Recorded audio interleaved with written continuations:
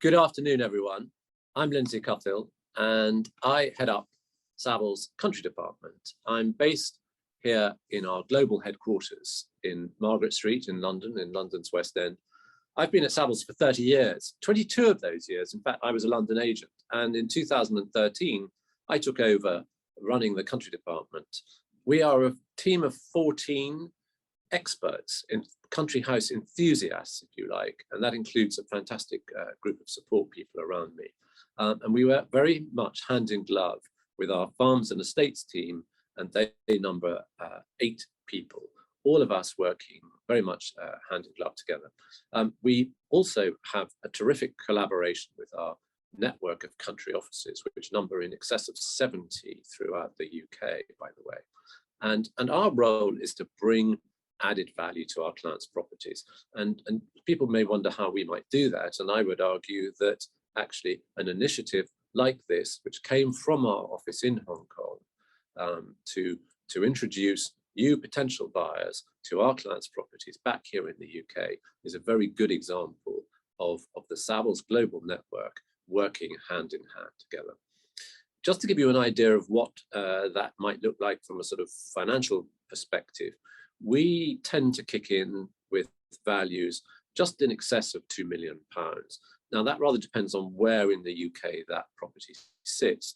And as it happens, the closer you get to London, the higher the price threshold starts. So our sort of properties closest to London in the home counties, typically it would be more of a £4 million property.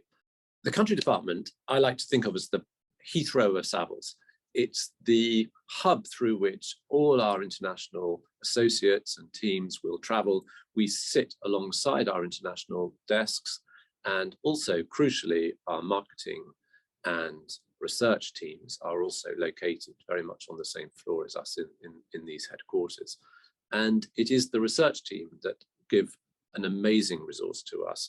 They help us inform our clients of current trends, important things happening in the market.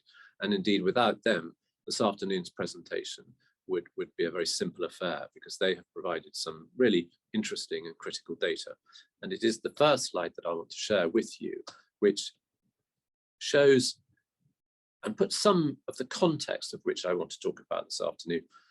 The markets, and I don't know, I never really know how far news of our markets spread throughout the world, but in common with a lot of real estate markets across the globe, there has been this trend, this shift of interest and emphasis away from the cities into more rural areas. And our colleagues in New York have seen the same thing happening, where London prices had been under pressure over the last few years. And this chart, which goes back all the way to 2008, and shows more or less that for most of the last decade or so, London and the country, London's probably outperformed the country, where London is above the line. You can see for a lot of the time, country's below. And actually, you can see more or less from 2014, there was pretty much no price growth in the country, and indeed, probably downward pressure in London. But what's happened, and it's a consequence of the pandemic to a degree, but it started sooner than that. In the those of you that follow UK politics will be aware of the various sort of pressures that put our markets in a very difficult place, and that was a mixture of Brexit and referendums and political uncertainty. And in December 2019, we had a strong Conservative majority, and that, if you like, was the launch pad for our markets. And of course, we then went straight into a lockdown 3 months later. And that was the point at which the markets really began to take off. Now, this is an all price movement. This is across the range.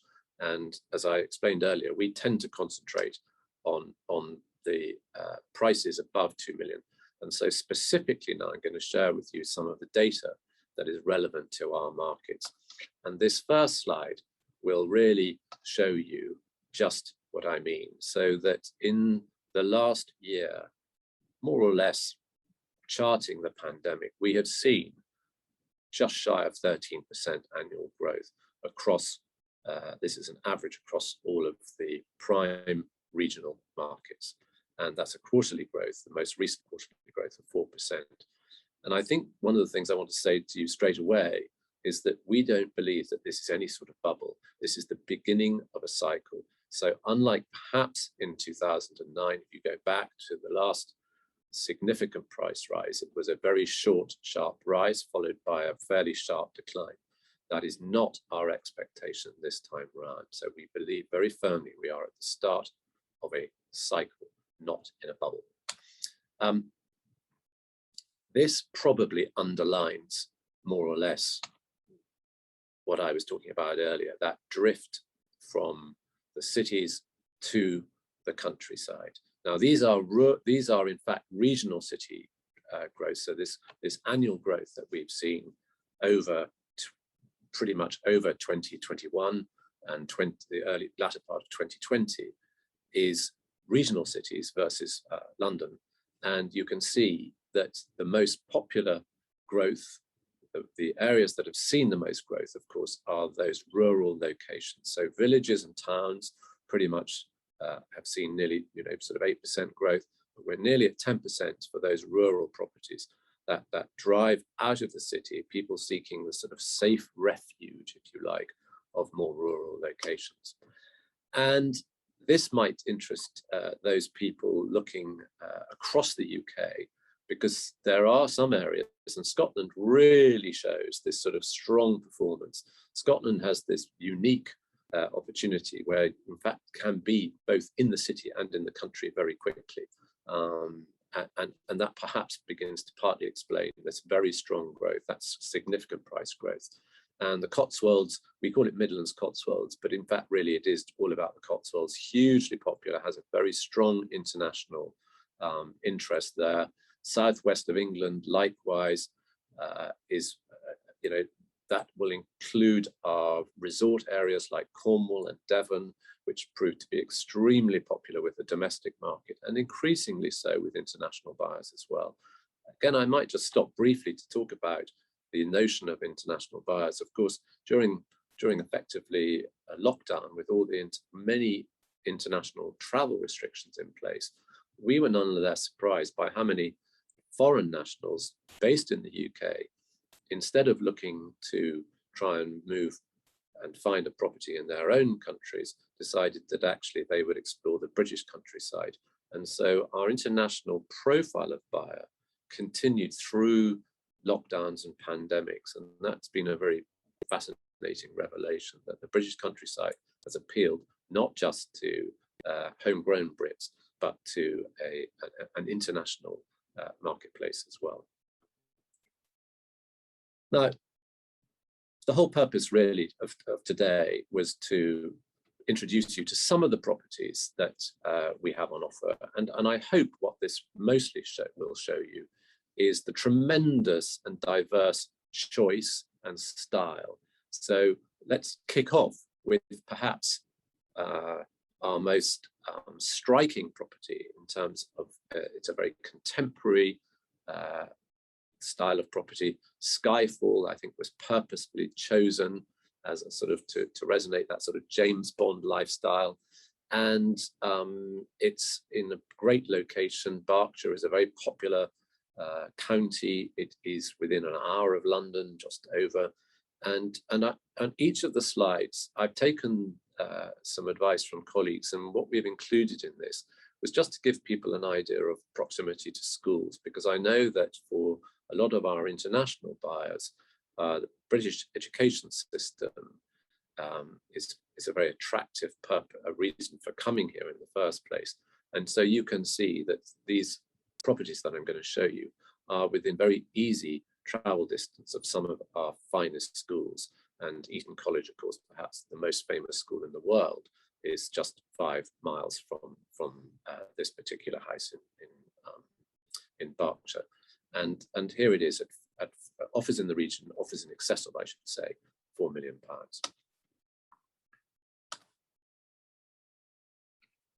We've got Mill House, Little Missenden. I wanted to show you that I talked earlier about the sort of diversity of property, and this is a very different sort of property. It's a listed building. That means that it comes with an age and a history.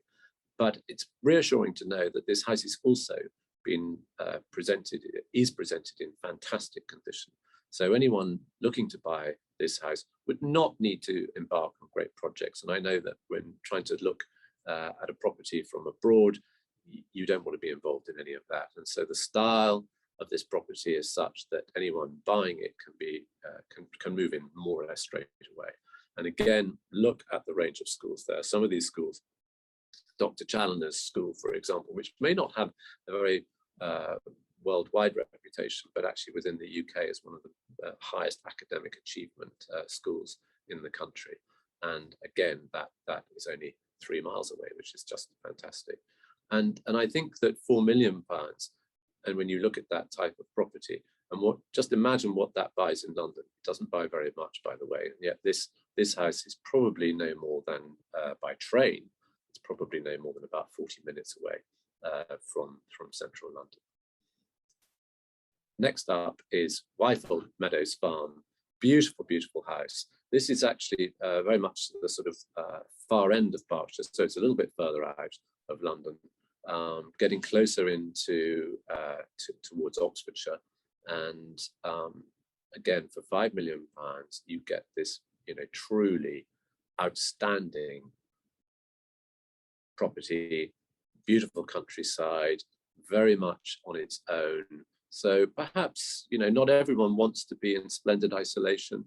None of these houses, by the way, are inaccessible, albeit this one is very private. It is nonetheless a property that you wouldn't feel that you were too lonely. And I think that matters for people who have been used to a sort of city life. It isn't that, certainly. And then I want to show you something a little bit different, which is a beautiful house down in Hampshire, in Basingstoke, near Basingstoke, so highly commutable for those people that need to do that. This is a house that I'm personally involved with, and my clients have taken this house and have created a wonderful lifestyle opportunity, the most beautiful indoor spa here with a wonderful swimming pool and fantastic gym. It has enough land for someone that wanted to have a little pony or something. There's an outdoor tennis court as well. And yet, look, within range are all these worldwide schools. Marlborough, at 24 miles away, is the school of the Duchess of Cambridge. And so, and Ludgrove, which is 27 miles away, is where both Prince Harry and Prince William went to school. And so very, very popular area for that reason. Different again, in that St. George's Hill may be familiar to a lot of people, probably our closest non-city area to London, highly secured. It's a very prestigious area, very keen for those people that are keen on golf. There's great golf courses around. It's also got the schools, of course. It is a gated estate, so very good on security. And the properties are always done to a beautiful standard. And this Deauville, appropriately for the French chateau style, is absolutely beautiful, as you can see, and really has been done immaculately well. And then I also wanted to share with you something that is just newly launched by one of my colleagues. And this is a former mill house. And again, if you look at the aerial shot, you can see just what's on offer there. And they've got an outdoor pool as well as an indoor pool. And this area of Surrey is the most amazing county. It's actually our most forested county in the whole of the UK, and yet is also the closest county to London. And so it has this wonderful rural aspect to it, but is highly commutable back into London for those for when that matters. And international travellers want proximity to London. And then you've got these great schools all around you. And Surrey is renowned for its fantastic schools. Now, we're going much further away from the home counties now, up to Scotland, to Belton, this fantastic house, which is on the coast, outstanding coastal views. And Scotland, as you saw earlier, has seen this tremendous investment and tremendous price growth. Scotland is is a beautiful place to live. I'm a Scot myself, so I can say that with all sincerity. And where this is particularly located, it's only about 15 miles outside of Edinburgh. And so you have all the benefits of some of the finest schools in the country, and great golf courses as well. And I think it's just worth just noting the price range there, 2.9 million. So we've been looking at houses at twice and 3 times the price for a similar sort of house, and well worth noting that. And then I thought we're going to finish on a couple of other properties, which again are remarkable for what you get, and just look at the price points here as well. I think our team in Hong Kong were very keen to stress that Savills don't just deal at the very, very top end of the market. 1.85 million is still, well, I think it's about 4 or 5 times the average UK price, but does show you that there is exceptional value for properties which are, as you can see, in really good condition with some of the great assets and attractions. And this one has an indoor pool, but it's 1.85 million, and I've been showing you houses at 8.5 million before. So I think that it just gives you an idea. And I'm going to leave you with one last property at £1.5 million, which is the old Vicarage Cottage. Again, it's immaculately presented. It's the most charming house. And it's in Oxfordshire. So we talked earlier about the Cotswolds. This is towards those Cotswold areas. Again, you've got fantastic schools. Wickham Abbey in particular is a very, very strong girls' school. Radley, a very fine boys' school as well. And then the Dragon School in Oxford, 19, 20 miles away. Very, very easy to access there. Into Oxford University as well would be another opportunity. So I think that I hope has given you a sort of a canter round the UK and some of our best properties. There are lots more. A number of them you'll have noticed say privately available. That means they're not on the web. Not all our clients want their properties on the web. There are lots of different reasons for that. And so this is probably the appropriate moment to introduce you to Robin Gould, who heads up Prime Purchase for us. And Prime Purchase, as Robin will tell you in much more detail, is Savills' buying arm. And the reason that there is the need for buying agents is, in particular, this private market. It's not always easy to find properties just by looking on the web. You need the advice and the hard work that a buying agent can bring. So thank you very much for joining me today, and I wish you all a very pleasant afternoon. Thank you. Hello, my name is Robin Gould, and I am going to give you a very brief introduction to Prime Purchase, which, as Lindsay said in his very kind introduction, is the buying arm of Savills. So Prime Purchase is, unlike my counterparts and Savills, we are not salesmen. Ours is an advisory business designed to meet the needs of buyers. We only represent buyers, and we were set up in 2002 to help people source and acquire property in both the country and in London in the UK. As I said, we only act for buyers. Clearly, we have a very close relationship with Savills, and our service is designed for people with budgets upwards of £1.5 million. And we operate from offices in central London and from Berkshire, and we have an office in East Anglia as well. The purpose of this slide is not to give you a beauty parade, but actually to illustrate the fact that we are actually one of the biggest buying agencies in the business. All of our operators live and work in the patches that they cover. We have all got long experience and deep knowledge of the market. I myself have got nearly 40 years in agency, 20 of them buying for clients. And all the directors in the business have upwards of 10 years of experience working in the property world. What we do, so our personal network of contacts provides our clients with single access point to the market. We don't just deal with Savills, we deal with the whole market, the point being that you have access to every single property, both available openly and, importantly, privately available. Lindsay touched on in his presentation those properties that are not advertised on the web. And about 60% of the properties bought by clients of ours are sourced privately, either before they go on the open market, either through agents or privately sourced. But the important thing is that we give clients access to the whole market. Obviously, we will source and preview all suitable properties both on and off the market. And it's important that we give a very balanced, measured opinion for our clients. And we will point out the bad points as well as the good points for people. Clearly, helping people buy from quite a distance remotely from overseas is something we're very used to.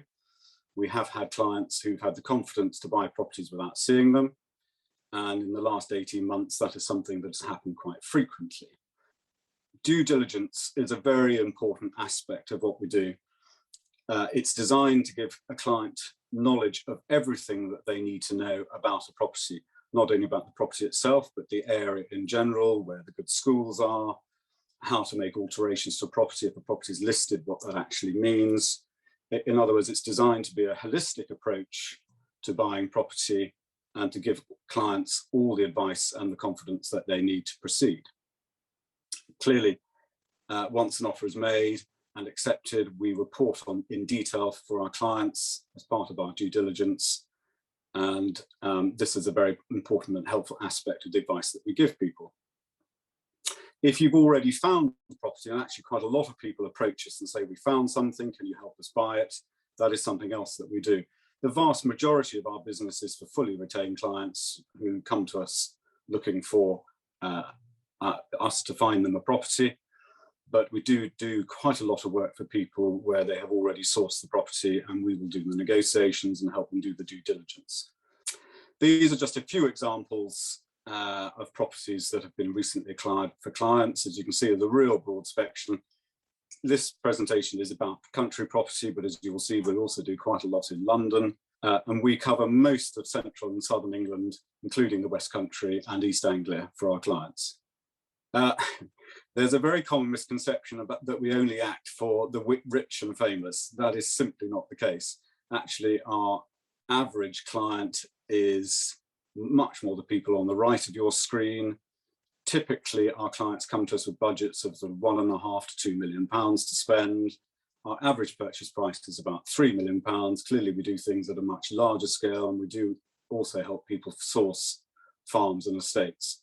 So our service is designed for everybody looking for country property in England.